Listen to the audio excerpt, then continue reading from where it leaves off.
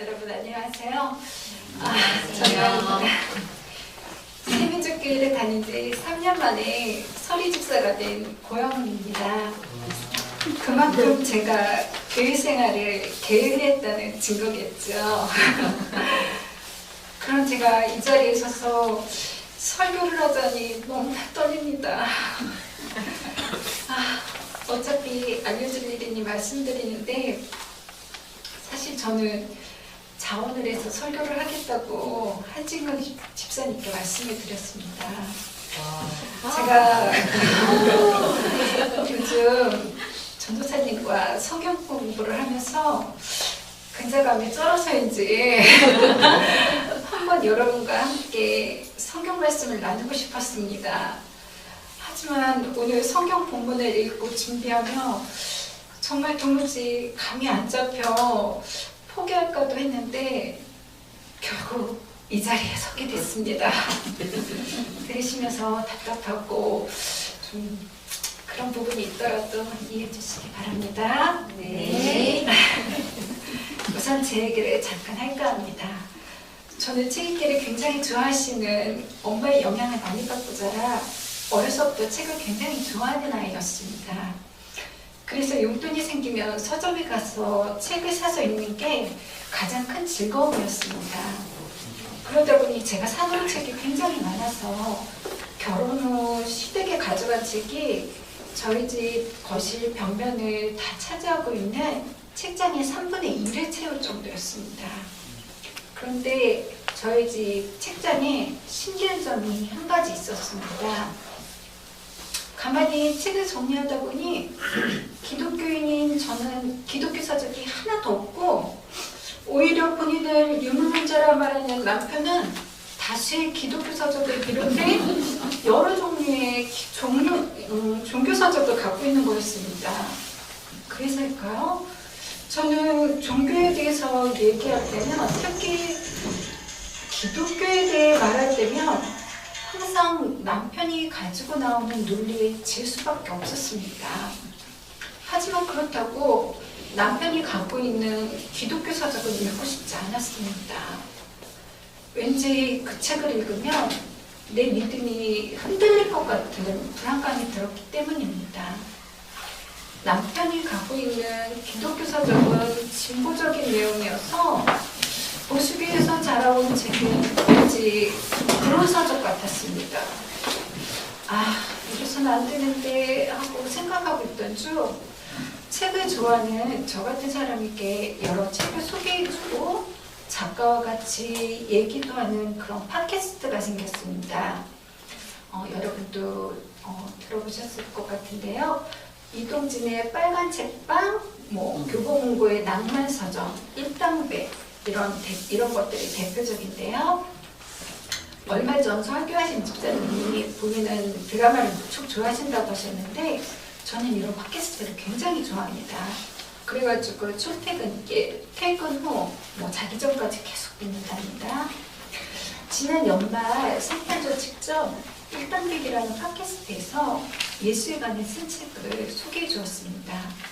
저는 그 방송을 듣고 바로 책을 사서 읽기 시작했습니다. 그 책은 하비 콕스의 예수 하버드에 가다라는 책이었습니다. 드디어 저에게도 저만의 기독교 서적이 생긴 것입니다.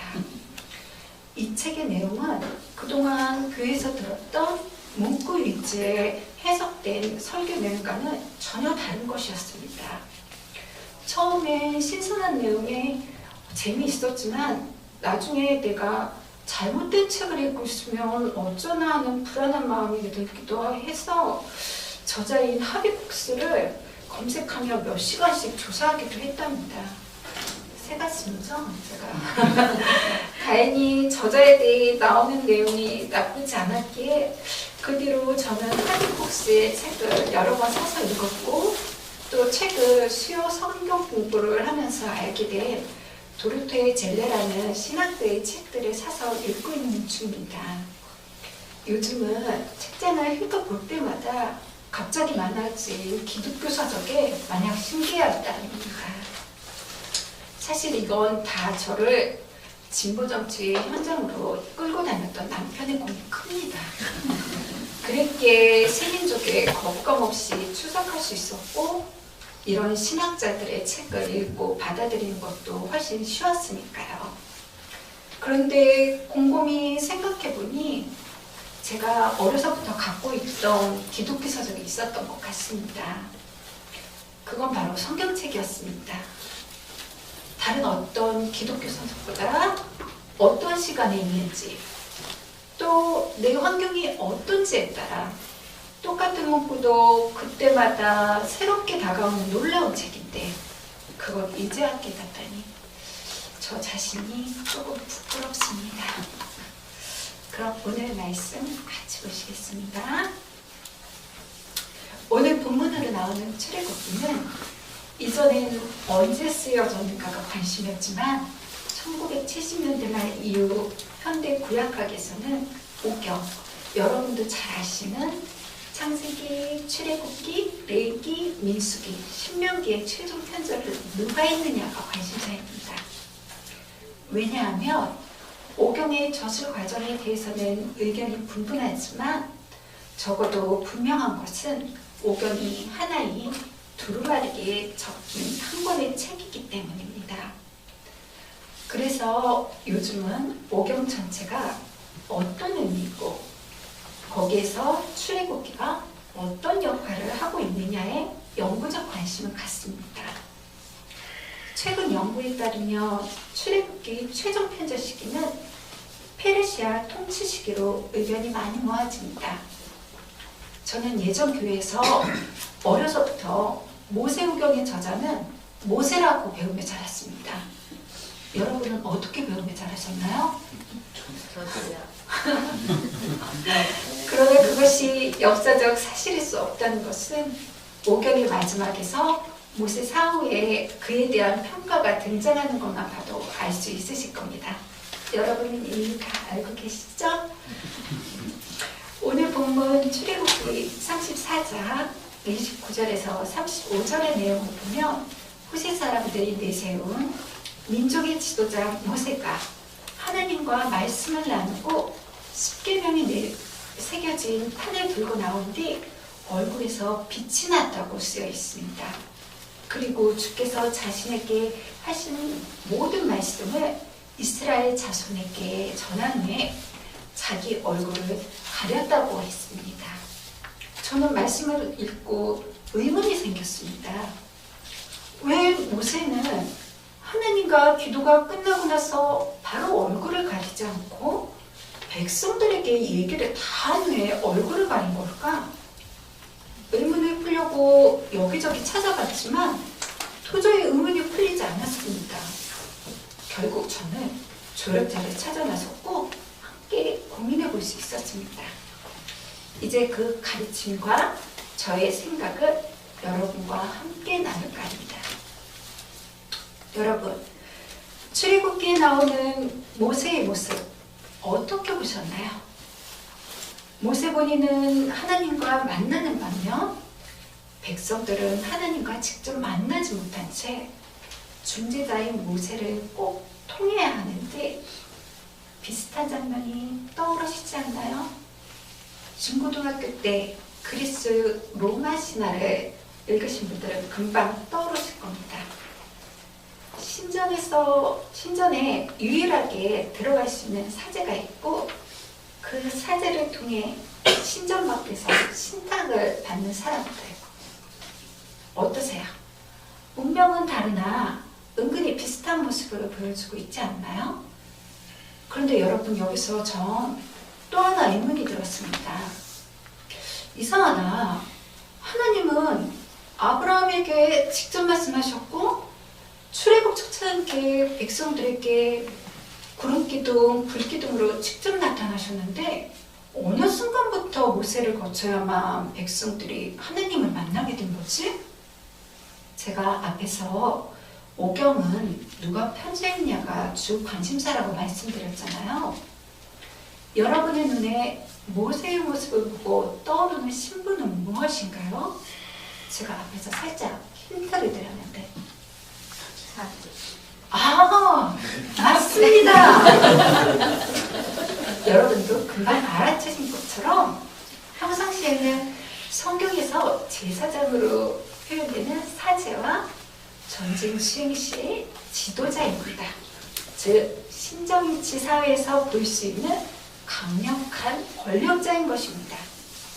그럼 오늘 본문을 사제들이 썼다면 그들의 의도는 무엇일까요? 그건 바로 사제들이 자신들의 지위를 공고히 하기 위함이었습니다.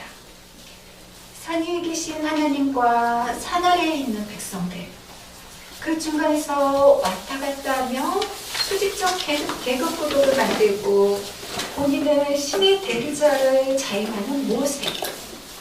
하나님이란 존재는 눈앞에서 볼 수 없고 우리 눈앞에 가장 지존하고 존귀한 존재는 사제라 하여 본문에서 사제의 신적 카리스마를 나타내는 방법이 얼굴에서 드러난 광채인 것입니다. 그런데 그 광채를 아무 때나 사용하면 의미가 없어지니 장엄할 때만 쇼타임으로 보여주는 것입니다. 신의 대리자로 백성들한테 얘기할 때는요. 그리고 얼굴을 싹 가립니다. 그러니 얼마나 신비하게 느껴졌겠습니까? 잠깐 보여주고 얼굴을 가려 모세는 백성들이 함부로 범접할 수 없는 존재임을 일깨우는 겁니다. 그 모세가 다시 하나님 앞에 갈 때는 얼굴을 가리지 않는데 이는 내용상 봤을 때 수직구도상 가장 위에 위치하고 계신 하나님 앞에선 얼굴을 가릴 수 없었기 때문입니다. 즉 얼굴을 가리는 시간은 백성들 앞에서만의 시간입니다. 이를 통해 우리가 알 수 있는 것은 하나님과 백성과 사제의 계급을 만들고 그 안에서 사제가 본인 스스로 자신의 위치를 굉장히 격상시키는 모습을 보여준다는 것입니다. 또한 출애굽기로 상징되는 오경 전체를 누가 어떤 의미로 만들었느냐를 알 수 있게 해주는 것입니다. 이에 반해 고린도후서 3장 12절에서 4장 2절 말씀은 모세가 백성들에게 자신의 권위를 내세우기 위해 얼굴을 가렸던 수건을 벗어버리자고 주께로 돌이키며 그 수건은 벗겨진다고 말하고 있습니다. 그럼 여기서 바울이 말하는 수건은 무엇을 말할까요? 여러분도 아시다시피 바울은 여러 곳으로 선교를 다녔는데요. 그에게 여러 문제점을 일으키는 한 가지 골칫거리가 있었습니다. 그건 바로 율법이었습니다. 유대인이었던 그는 여러 가지 율법적 제약 때문에 제한적인 선교를 할 수밖에 없음을 안타깝게 생각했습니다. 그렇기에 본인을 유대인 중 유대인이라고 표현했던 바울은 율법이라는 수건을 벗어버리고자 했습니다. 바울의 수건이 율법이었다면 우리의 수건은 무엇일까요? 저번에 이현아 목사님이 오셔서 전해주신 설교처럼 하나님을 직접 만나기를 두려워하여 목회자를 통해야만 신앙적 안정감을 얻는 모습, 이것은 목회자를 신격화하는 한국교회에서 꼭 벗어야 할 수건이 아닐까요? 오늘은 산상변모주일이자 여성주일인데요. 하나님은 남자, 그 중에서도 백발이 길게 드리워진 장년 남성일 거라고 당연시 생각하는 것, 그것도 우리가 벗어야 할 하나의 수건이 아닐까요? 바울은 우리에게 수건을 벗어버리자 하며 또한 주님의 영이 계신 곳에 자유함이 있다고 말합니다. 그래서 우리는 주님과 같은 모습으로 변화하여 점점 더 큰 영광에 이르게 된다고 말하고 있습니다. 그럼 바울이 우리에게 보고 싶어 했던 모습은 어떤 모습일까요? 고린도서 4장 2절을 같이 보시겠습니다.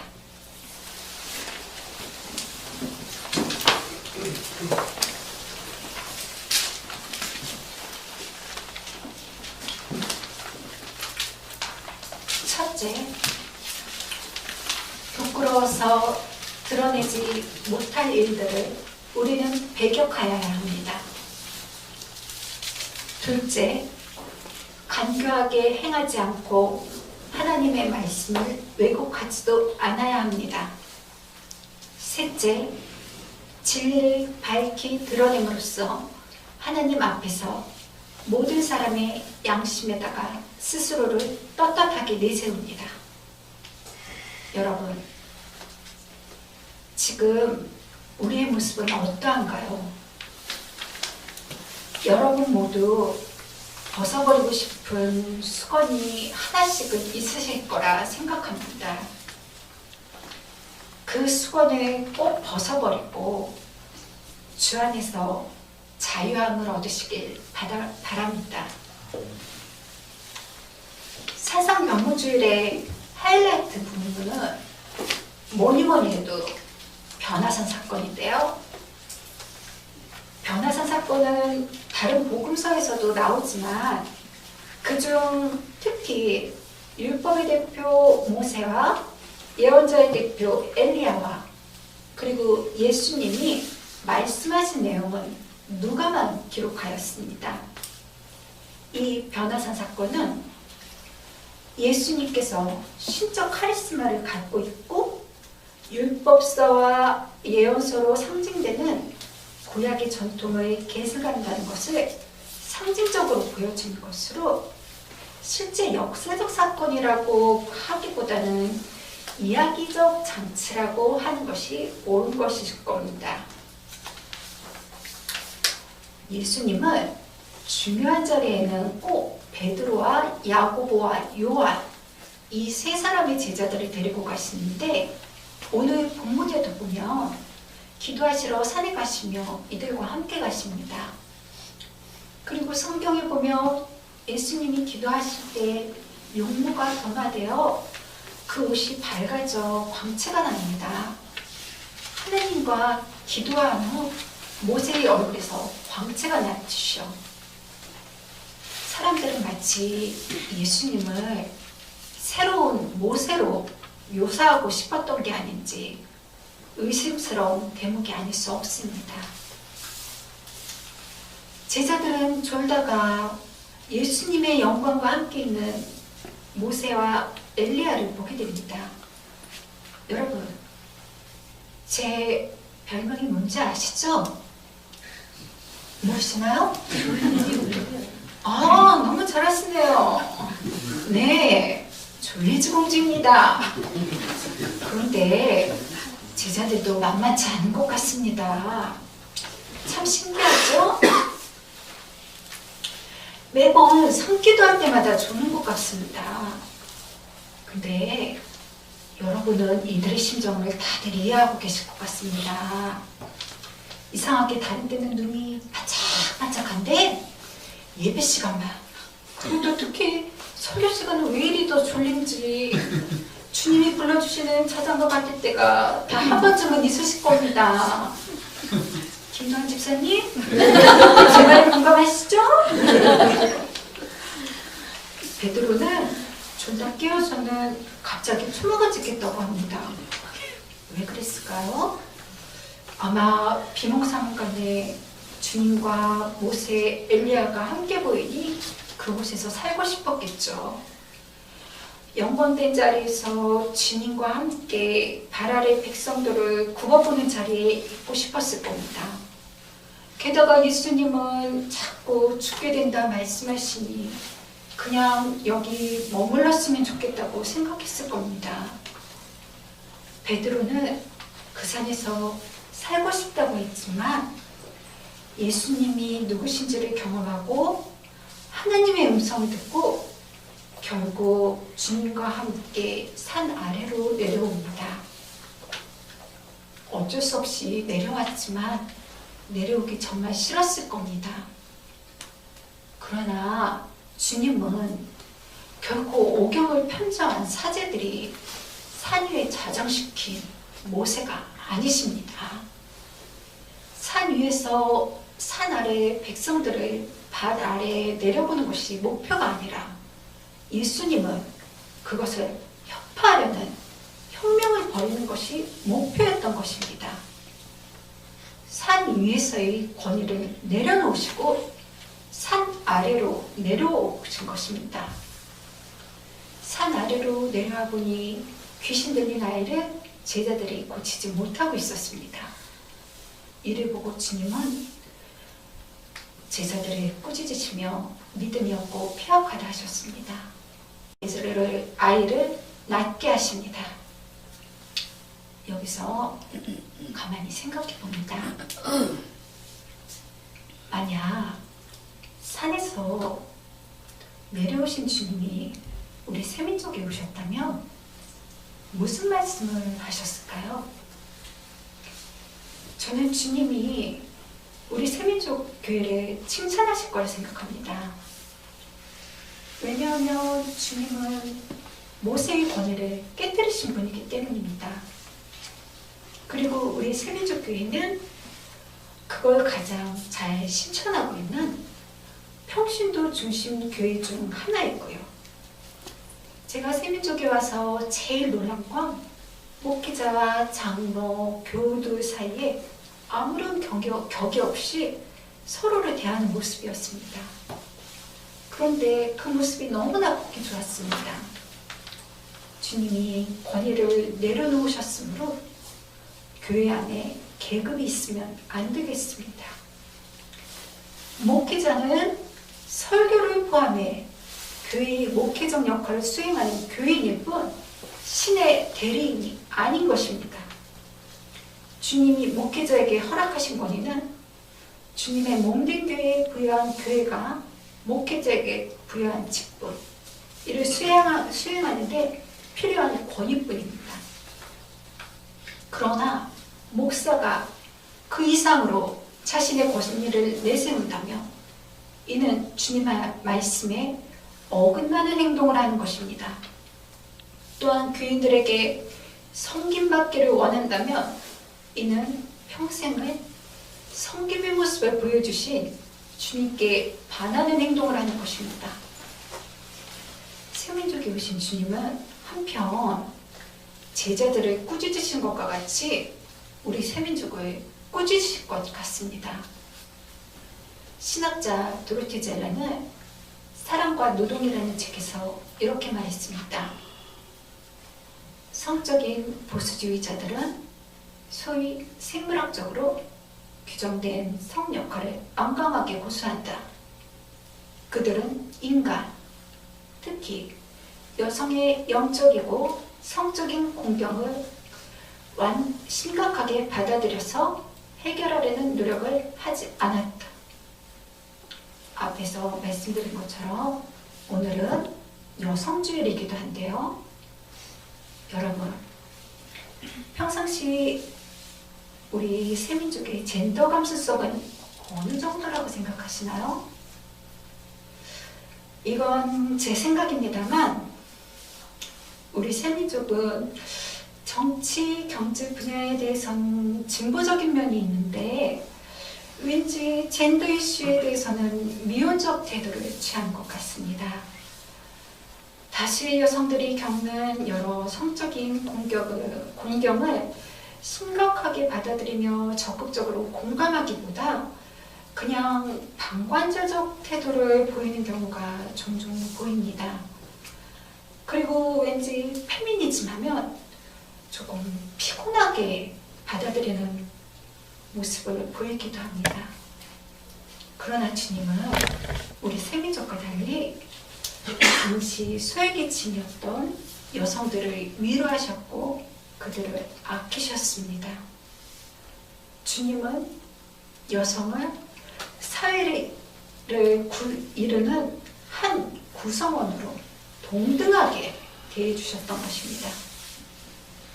우리 새민족에게 바로 지금이 사회적 약자인 여성에 대해 각자가 갖고 있는 인식의 전환을 해야 할 때가 아닌가 생각합니다. 오늘 새 본문을 보면 공통적으로 우리에게 하시는 말씀은 하나입니다. 모세 이야기를 통해 세워진 사제의 권위를 주님께서 깨뜨리셨다는 겁니다. 주님이 내려놓으신 권위의 상징인 모세의 수건이 여러분의 눈앞에 보이시나요? 그럼 오늘 본문 고린도후서 3장 12절에서 4장 2절을 꼭 반복해서 읽어보시기 바랍니다. 그럼 주님께서 음성을 들려주실 것 같으니까요. 주님은 하나님의 자녀이셨지만 가장 낮은 모습으로 이 땅에서 살다 돌아가셨습니다. 그러나 지금 이 땅에는 신의 대리자라 하며 대우받기를 원하며 높아지려는 이들이 너무나 많습니다. 이는 우리 새민족이 결코 본받지 말아야 할 모습이라 하겠습니다. 우리 새민족은 주님을 본받아 살기를 원합니다. 권위를 내려놓고 서로를 보듬어 안기를 주의 이름으로 축원하며 마지막으로 다 같이 찬양 한 곡 하고 마무리하겠습니다. 여러분이 너무나 잘 아시는 성명희 씨의 나입니다. 이 찬양의 가사와 같이 새민족이 비록 작은 공동체이지만 주님께서 우리에게 못 본 것을 보게 해주셨고 듣지 못한 것을 듣게 해주셨음에 감사드립니다. 다 같이 찬양하시겠습니다.